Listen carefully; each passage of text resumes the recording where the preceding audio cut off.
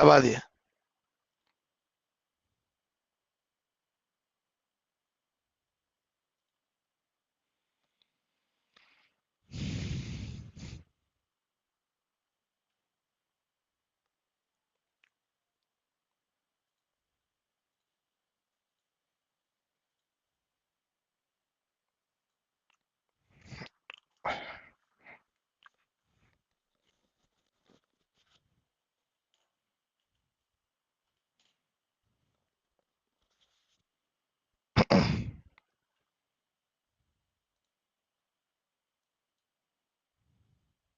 Hi guys.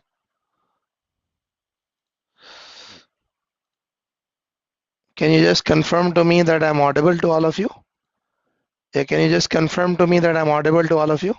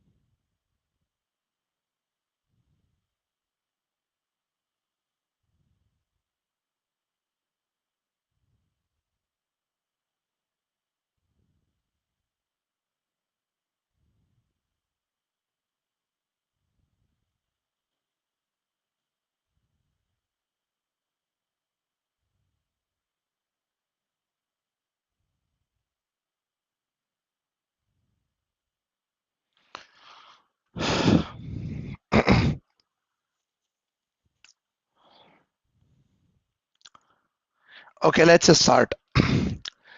So welcome to this advanced financial management orientation session. My name is Luqman Rafiq and I've been in teaching profession for more than 13 years now. I've been teaching different qualifications and different subjects. For the ACCA, I have been teaching the advanced financial management, the financial management, strategic business reporting, and the performance management syllabus.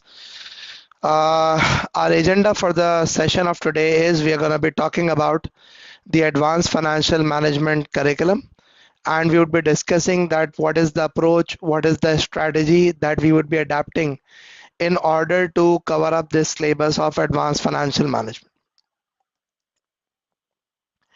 I have in front of me the syllabus for the advanced financial management, and whenever I go through the syllabus, the first thing that I try to do is that I try to go through the relational diagram of the subject. And as you could see the relational diagram of this advanced financial management, you could see this advanced financial management. There's the management accounting paper, which we also call F2. There's the financial management paper, which we also call F9. So when it comes to AFM, which was also termed as P4, so when it comes to AFM, it is assumed that you have the knowledge that you obtained at the management accounting and the financial management level. All of this knowledge is a prerequisite for you to be able to do the advanced financial management syllabus. So when we're talking about the advanced financial management syllabus, just try to understand this thing, that in order to be able to do the advanced financial management, you should be good at the financial management techniques. Also, if you could see a relationship with the SBL, see, this is a both side relationship, means the person who is doing SBL would be benefiting from the AFM knowledge, and the person who is doing AFM would be benefiting from the SBL level knowledge. Now, generally when we go through the relationship diagram, usually the students, they have got two questions to ask. One of the questions that the students have to ask is, I have got an exemption from the financial management. I did not do financial management. So how would I be able to cover up the entire knowledge that was obtained at the financial management level? So that's one question that you have. Secondly, there could be multiple students who would have got exemption from the financial management. And if you would have got the exemption from the, if you would have studied the financial management earlier, and it's been some time that you studied the financial management paper. So you would also be thinking that how would I be able to do the scenario? How would I be able to do the paper? So you don't have to worry about it because my AFM course is designed in such a manner that even when you are doing the AFM course, what we do is that we make sure that we make available all the relevant lectures of the financial management also. So as an AFM student, you would be made available all the financial management lectures also. So you don't have to worry about it. You will get access to all the financial management lecture that would help you prepare for the AFM. Now about the connection with the SBL. So with respect to the connection with the SBL, just try to understand this thing, that there is a lot of theoretical areas, there is a lot of application to the business that the SBL discusses. And some of that knowledge is examinable at the AFM level also. And when that knowledge is examinable at the AFM level, so the knowledge is examinable in two methods. One of them is it's generally the application of workings that you do at the AFM level. And at times there is, in addition to the application of the workings, there is also the general theory also that is examined. So when we're doing this AFM paper, so even if you have not covered up the SBL, you don't have to worry about it. It's not rocket science, it's going to be covered up. It's not rocket science, it's going to be covered up easily, inshallah. Now I'll move forward and I'll discuss about the approach to the examination of the syllabus. So with respect to the AFM, it's similar to the other optional papers. It's a 3-hour 10 minutes paper with the section A being a 50-mark question, of which 40 marks are of technical skills. The 10 marks are for the professional skills. Now what are these professional skills? I'm going to be talking about them also. So out of the 50 marks, the 40 marks are for the 40 marks are for the technical skills and the 10 marks are for the professional skills. Then you've got section B. The section B has got two questions. Each question is of 25 marks each. And out of those 25 marks, 20 marks are technical marks and 5 marks are professional marks. 5 marks are professional marks. So basically, when you are preparing for the AFM syllabus, you have to make sure that it's not going to be 100% technical skill. There is a 20% mark or the 20 marks which are going to be for the professional skills which you would have to demonstrate as a student in order to be able to earn those marks.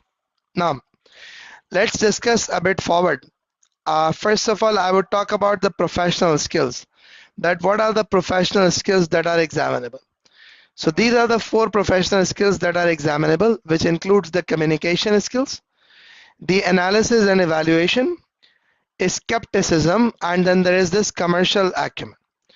If I talk about the communication, so the communication is being demonstrated in different manner, whether that is the preparation of the report, whether basically that is the construction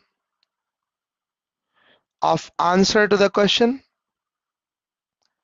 There are multiple things that are there. So there is one aspect, one element, and that is about the communication. Then the second thing is about the analysis and the evaluation. When we talk about the analysis and the evaluation, so analysis and evaluation is basically you perform different calculations. Like what happens is that it could include different things. It could include ratios. It could actually be analyzing information. It could be analyzing workings, etc. So there could be different type of things that could happen. Then is skepticism. Skepticism is about having a questioning attitude.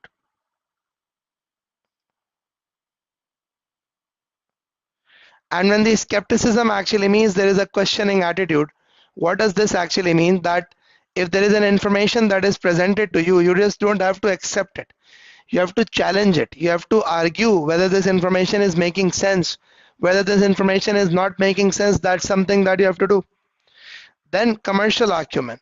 Whatever the suggestions that you give, whatever recommendations that you give, whatever the business decisions that you take, they all should be commercially viable. They should justify that yes, it is helping you as a business in the current, in terms of commercial aspects. It's commercially viable decision, it's commercially viable thing that you have to do. So you would have to be you would have to ensure that you learn those skills, and you learn how to demonstrate these skills in the examination, because you would be getting marks for these. Now let me just guide you something. Basically what happens is that a lot of you would be like, would you be teaching the professional skills as we proceed? No, the professional skills are learnt over time. How are they learnt over time? So first important thing is you have to get the technical knowledge and understanding. Once you have the technical knowledge and understanding, and once you have a sound knowledge and understanding, automatically, except for the communication, the rest of everything comes from the having a technical knowledge. Because if you have a technical knowledge, you can analyze any piece of information, you could comment on that information. If you have the technical knowledge, you can raise questions, you can raise objections. If you have the technical knowledge, you can give commercial solutions, you can talk commercial sense. That's what you could do. You get my point? So basically, when we talk about the professional skills, they all would be developed over time as you start getting the technical knowledge and technical understanding. So my major focus is going to be, I would be focusing more on the technical knowledge and understanding. And as we get the technical knowledge and the technical understanding, automatically this technical knowledge and understanding would help you score professional marks. You would be able to demonstrate the professional skills. Now, let's move a bit forward and let's talk about the syllabus areas. That what are the different syllabus areas? So let's talk about each one of the syllabus areas.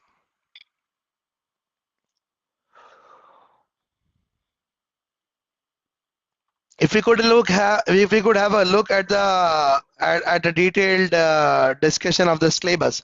So the first area is about the role of senior financial advisor in the multinational organization. Now let me just guide you. What is the examiner expecting you to do with respect to it? So see, it's a role of a senior financial advisor, right? So when you talk about the senior financial advisor in any multinational organization, so that senior financial advisor has to think about a lot of things. What do you mean by this? See, nowadays, the most important thing is your financial strategy formulation, and you need to understand this thing, that organizations, when they are formed, they have a certain mission, they have a certain objective, and one of the core mission of any specific organization is shareholder wealth maximization. One of the core functions of any specific organization is the shareholder wealth maximization. Without the shareholder wealth maximization, no organization, no profit oriented organization could operate. So your whole strategies, your whole approach, everything that you plan as an organization, the core of that is to keep your mission in line, is to have your mission in mind and then plan out accordingly. And that would also include the focus on the ESG, which is a hot thing nowadays. Plus how you would manage the international trade, which is if you have got some import activities, if you have got some export activities, if you have got foreign investments, or if you have got foreign projects, etc., etc., etc. How would you be managing all of these things? That's also going to be an important thing. Plus, the multinational organizations have got additional issues, that when they are operating in multiple countries, so some countries would have the taxation regulation issues, some countries would have the regulations with respect to the transfer pricing, some countries would have the regulations with respect to repatriation of profits and the funds, etc., etc. So all of this would also be covered up. And lastly, a very important aspect, which is the dividend policy, which is usually the deciding factor for a lot of organizations. That is also something that we would be covering up. So we'll be talking about all of these things. Now, if I move a bit forward, if I talk further, there is a core area of the syllabus, which is the advanced investment appraisal. If I could just go back to this syllabus diagram, these are the four core areas of the syllabus. Section B, C, D, and E, these are the four core areas of the syllabus. So if I talk about this advanced investment appraisal, what is in it there with respect to the advanced investment appraisal? So if I talk about the advanced investment appraisal, there is something you need to understand. What is something that you need to understand, which is at the financial management level, we do study the technique of NPV, we do study the technique of IRR. At the AFM level, we do study these techniques of NPV, we do study these techniques of IRR. But in addition to this, we study the other techniques also. That includes the adjusted present value, that includes the modified IRR, etc., etc. Plus, in addition to this, there is an option pricing theory that is also being examined. Now, what do you mean by option pricing theory? Let me just guide you something. Maybe let's say you have an investment opportunity, but you are too busy right now and you just cannot undertake that project right now. You want to wait for 1 year before you decide whether you want to undertake the project or not. But you know what? If you're going to wait for 1 year, probably somebody else is going to take up the opportunity. Somebody else is going to jump up to that opportunity, and you will be losing out an opportunity to grow. So as an entity, as an organization, if somebody gives you an option that, okay, this is the project, if you are not ready to do it right now, you can do it in 1 year time, you can do it in 2 years time. We're not giving away this project to anyone else. So when you get such an option that you can wait, you can delay the project, so that's a real life option. And with this real life option, there is actually a worth, there is actually a benefit that you get out of that real life option. So when I talk about the option pricing theory, we would be discussing that what are the different types of real life options that exist, and how do we assign a value to those real life options? How do those values are incorporated in the investment decisions? So that is all something that we would be discussing. Plus, there is another terminology which is called the free cash flows. The concept of free cash flows is extra cash, or as you call it's a free cash, which is the cash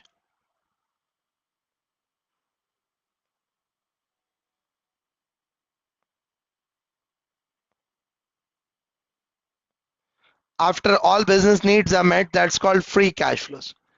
After all business needs are met, that is called free cash flow. So when I talk about the free cash flows, the concept of free cash flows is that the free cash flows actually tell you the extra cash, the additional cash that is available with the organization, that is considered to be the free cash.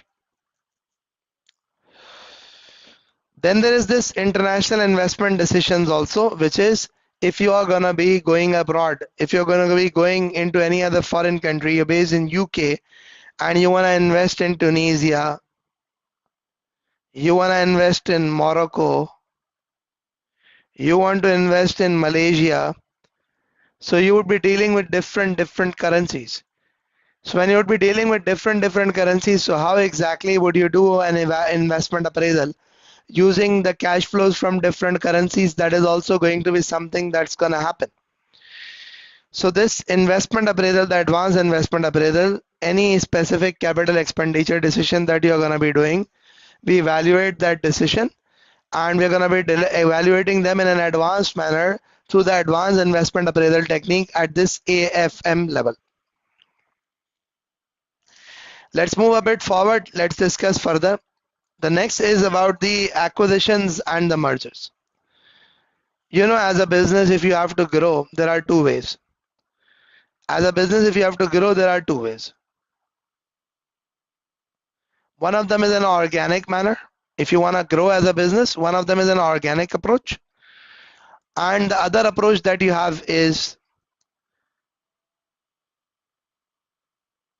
the growth through acquisition. I repeat, if you as a business want to grow, there are two approaches to grow. What are those two approaches to grow? One of them is an organic approach and the other one of them is an acquisitive approach. What do we mean by organic approach? What do we mean by acquisitive approach? So organic approach simply means that you will grow over time. Like maybe it's going to take you 4 year, 5 year, 10 years to grow. So when it's going to take you so much time to grow, that's called an organic way of growing. An organic way of growing would mean that your competitors are also not sleeping. The competitors might take over, the competitors might move a bit faster, and they may capture the market a bit earlier than what you would be doing in the next 4 or 5 years. So one of the ways is the acquisitive growth, which is you acquire a business and you grow immediately overnight. That's called acquisitive growth. So when you grow through acquisitions, there are obviously advantages, there are obviously disadvantages, and you as an organization have to decide that which company or which business to acquire, at what value should you acquire this business, at the same time, how should you be paying the consideration, and how should this business acquisitions or the merger should be financed. This is all something that is something that you would have to do. So when we'll be discussing this acquisitions and the mergers, this acquisition and the mergers, we would be discussing about all of these approaches, all of these things, that which company to acquire, how to acquire, how much money to pay, what is the mode of paying the money, how to finance that acquisition, should we go for the bank loans, what exactly should we do? So there are multiple things that you would be doing. I bet there are multiple things that you would be doing as an entity when you would want to acquire.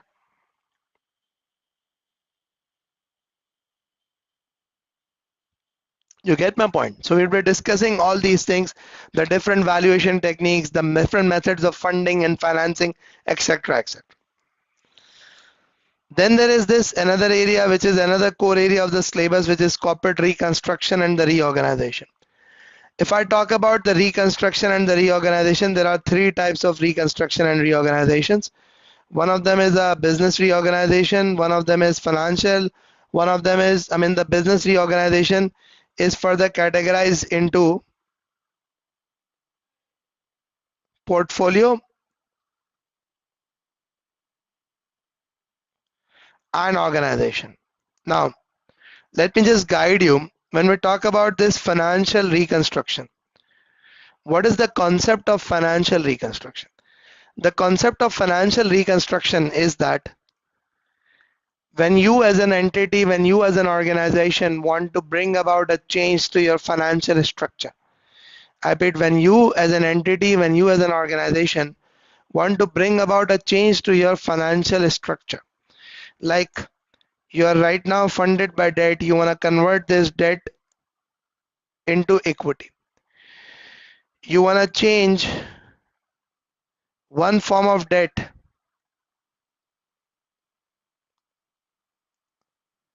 to another form of debt, or one form of equity to another form of equity, or you want to actually uh, rearrange your capital structure. Many things could happen for the organizations for XYZ reasons.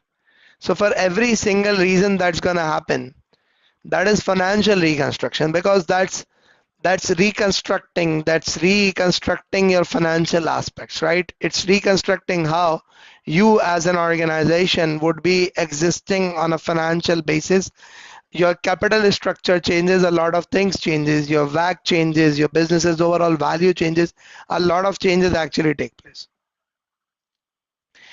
If I move a bit forward, there is also other aspects, which is the business reorganization include the portfolio and the organizational restructuring. The organizational restructuring is generally how the organization is structured, whether you have got tall structures and you change them to the flat structures. You have got an organization which is a network organization operating with the peers and etc., etc. So these are also organizations, like Amazon has got a network or structure.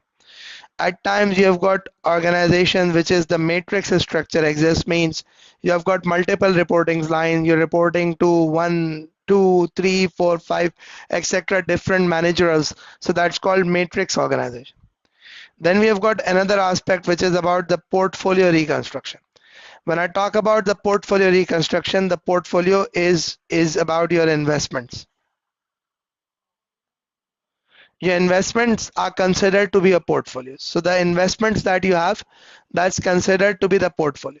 So like maybe you have got investment in pharma sector, you have got investment in fertilizer sector, you have got foods, you have got FMCG, etc., etc. You've got multiple investments. Maybe you realize this thing that we are not able to handle this pharmaceutical. You realize this thing that you have not been able to handle this fertilizer as well. So just try to get rid of them. Maybe you could sell this segment. Maybe you could make it a separate legal entity, etc., etc. So when you rearrange your businesses, when you organize your businesses, so that's called portfolio restructuring.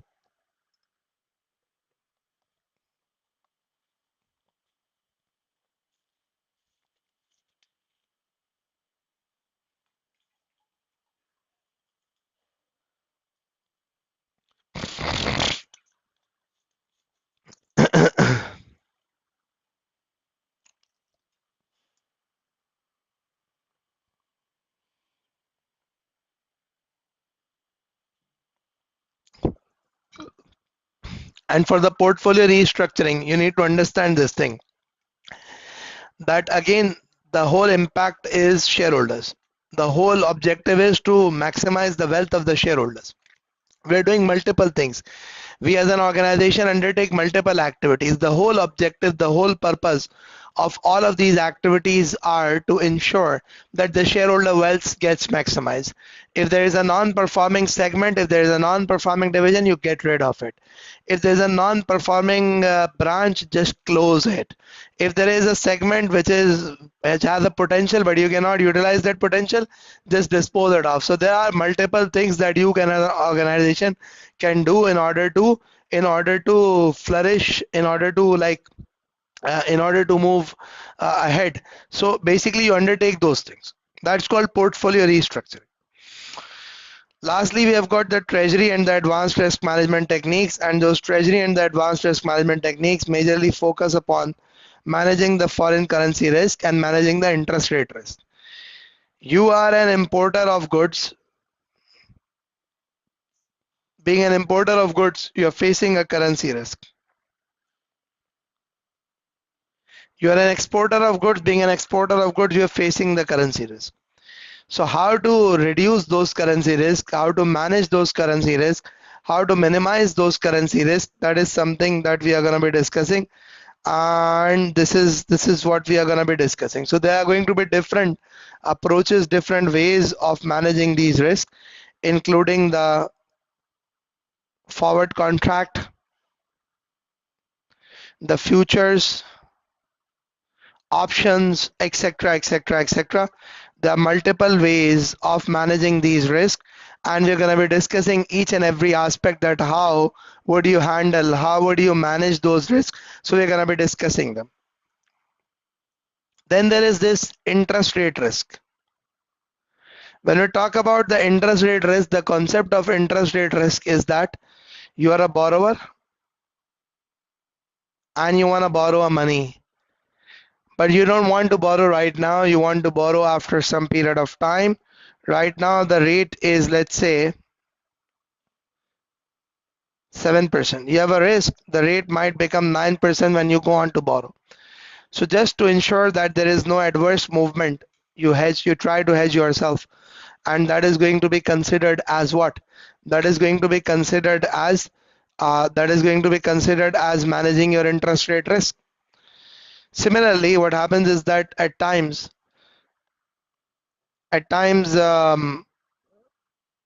you want to deposit the money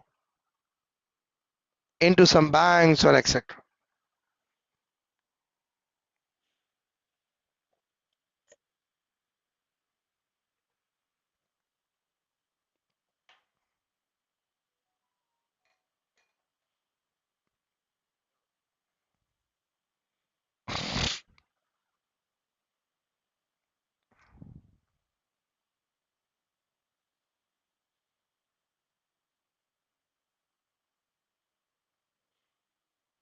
So like you are expecting that you will be having some money and you want to deposit that. Today, if you deposit it right now, it would be deposited at 6%. You have a risk, it might become 5%. So that could actually be the issue. Now, so what happens is that when we talk about the currency risk and the interest rate risk, we're going to be discussing in detail that how as an organization you would be managing the currency and the interest rate risk. That is something that we would be discussing and we will be talking about them in detail. Further, the professional skills I've explained to you, the employability and technology skills I've explained to you. Now, this is actually about the syllabus of the AFM. Now, next thing is that how exactly would we be covering this syllabus? So basically the approach that I'll be adapting is it's an online blended learning, which is it's a mixture of live plus recorded. We will be having a weekly live class, inshallah. Plus you will be given the assignments which you have to submit and they would be marked by the teaching assistants that are working with us. There are going to be live revision classes in the last month before the examination. Plus, in addition to this, we would be conducting mock examinations and we'll be providing feedbacks to you. And in the last week before the examination, I usually try to do this Ask Anything session where I allow each and every student to ask anything they would want to ask. They could just ask me anything they would want to, and they can seek guidance on that. That's something that I do. If you want to get registered, if you want to be part and parcel of my course, you could get in touch with the Escribir Academy at this number which is given to you. It's available on the WhatsApp. Additionally, you could get in touch with me also if you need any guidance, if you need any suggestions, and I would be happy to support you people with respect to that. So that's it from my side. In case if any one of you have got any questions to ask, if there is anything that you would like to know, you're most welcome to ask.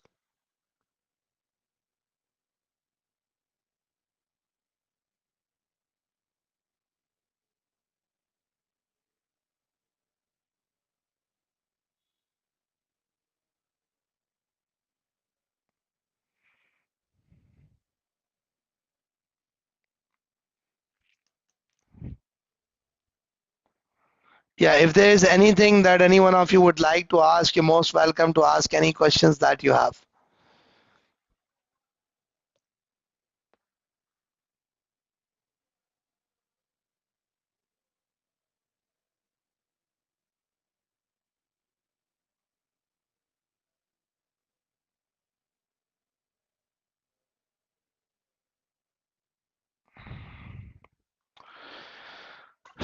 Okay, good enough. So thank you very much, all of you, for being here. Thank you for attending the session.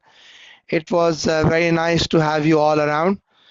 See you inshallah in the upcoming sessions I'll be sharing the planner with all of you in the group for all the registered students. I would be sharing the planner and I would be telling you that when exactly you would be having these uh, classes and schedules and the sessions and what is the plan that you have to follow. So thank you again all of you for your time. Thank you.